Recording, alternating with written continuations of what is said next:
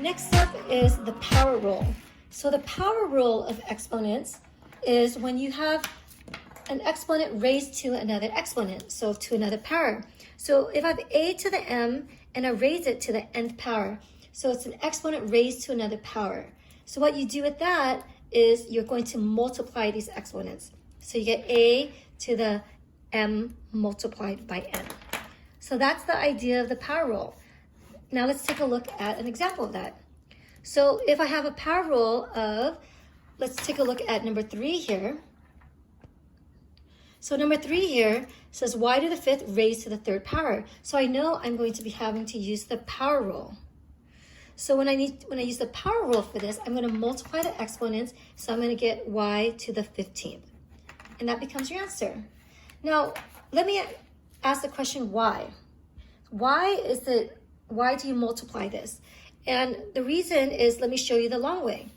If I said y to the 5th to the 3rd power, the long way of doing this is you're going to multiply y to the 5th 3 times. So y to the 5th multiplied by y to the 5th multiplied by y to the 5th, right? Y to the 5th is being multiplied by itself 3 times. Now, once I get that, then I'm going to have y to the 5th times y to the 5th times y to the 5th. Then I could use the product rule that we learned in the previous video where we add all the exponents up. And if you don't want to use that rule, you could just write y to the 5th, y. 1, 2, 3, 4, 5. 5 of them here, another 5 of them here, and then another 5 of them here. And if you multiply all these, how many are there? 5, 10, 15. There are 15 of them. So this is the long way of solving this problem, where you write it all out, and as you can see, it equals to y to 15. But the shortcut is that you just multiply the exponents together. Again, this is the main thing that you need to know how to do. But again, it's good to understand why this is the case. Let's look at question number 4. 4w squared. So when you have more than one thing inside the parentheses and it's just one term, you could just apply the square to each one. So here, I'm going to apply this to 4 squared and then w squared. So it's almost like distributing, right? You're applying the power rule to each item inside the parentheses as long as there's just one term in here. This is considered one term. There's no adding and subtracting. So as long as there's no adding and subtracting inside of here, you can apply the 2 to each one. Well, 4 squared will give me 16. And then w with a squared in front of it. So remember, this is an exponent of 1 here. So w to the 1st power. Well, 1 times 2 is just 2.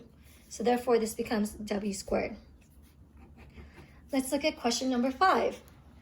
Question number 5 here, there's no adding or subtracting in here, right? This is a negative 7 u to the 4th v. It's one term. So again, I'm going to apply the power rule inside this parentheses. So because there's a parentheses, I know that the power out here applies everything inside. So what I do is I do negative 7 squared. And what did I write? What is incorrect about this? I need to put parentheses, because a parentheses emphasizes that negative 7 is the base. If I don't put parentheses around it, it'll just mean that 7 is the base. But when you put parentheses around it, the negative is inside the base and it's telling me to square a negative 7. So without it, my answer would be negative 49, but with the parentheses, it becomes positive 49. So negative 7 squared becomes positive 49. Then I have u to the 4th squared. Well, u to the 4th squared, 4 times 2 is going to give me 8. And then v, again, this is the invisible 1 right here. 1 times 2 is v squared. So my answer becomes 49 u to the 8th power v squared. Now, let's go ahead and do another problem, number 6. Now I have division, right? But it's one term. So what I'm going to do is, I notice this whole thing is in parentheses. Because it's in parentheses, that means the square is going to be applied to everything inside the parentheses. So I'm going to apply the power rule here, apply the power rule here, and the power rule here. So on top, I have y to the 4th squared. So if you want, I could just write it out here so it's very obvious, y to the 4th squared. On the bottom, I have -7, and that's being squared. And again, I put -7, the whole thing in parentheses. And then I have x squared, and then I'm going to square that. So if it makes it easier for me to write it out this way so you can understand it, I'll do that. So you apply the square to every single item inside the parentheses.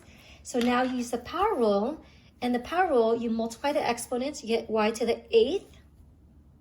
-7 squared becomes 49. X squared squared, you multiply the exponents, becomes x to the 4th. And that becomes your answer. All right, and last example now regarding the power rule. So here, I am doing, there's lots of things going on. This is actually a combination of power rule and product rule. So again, you can use more than one rule in one example or one problem. Notice I have this multiplied by this, but I also have this raised to an exponent. What should I do first? Should I multiply first, or should I deal with the exponent first? And if you remember the order of operations says to exponent first. So please excuse my dear Aunt Sally, parentheses, exponents, then multiplication. So first we deal with the exponent first. So again, the order does matter. So when I deal with that, so I'll write this in red here, I'm going to apply -2 squared. I'm going to apply the squared here, and squared here. And then x, there's an invisible 1 here. 1 times 2 is just squared. Y squared. So that's what this red box becomes. And -2 squared, -2 times -2 is +4. X squared, y squared. So that's what this is. Now that is being multiplied by this because it's this parentheses this. So I'm going to multiply that by 3x squared y cubed z to the 4th. So it's being multiplied together. So now that's being multiplied, now I'm going to use the product rule. So the product rule tells me that I can combine things at the same base. Well, first of all, let's just look at the numbers. 4 times 3, so when I'm done with it, I just cross it out, gives me 12. What has the same base? X squared and x squared. What do I do with the product rule? I add. So remember, the product rule is that we add the exponents. What did I do with my paper? Well, anyways, you would add the exponents, so you end up getting x to the 4th power. I have y squared here, y squared and y third. Y squared times y third. I add the exponents, so I get y to the 5th. And lastly, z to the 4th. Z to the 4th doesn't have anyone, so that it just remains as is. So the rules standing by themselves, it's easy to use, but when you use it with other things, it gets a little bit confusing, so it requires a lot of practice, and that's what your homework is for.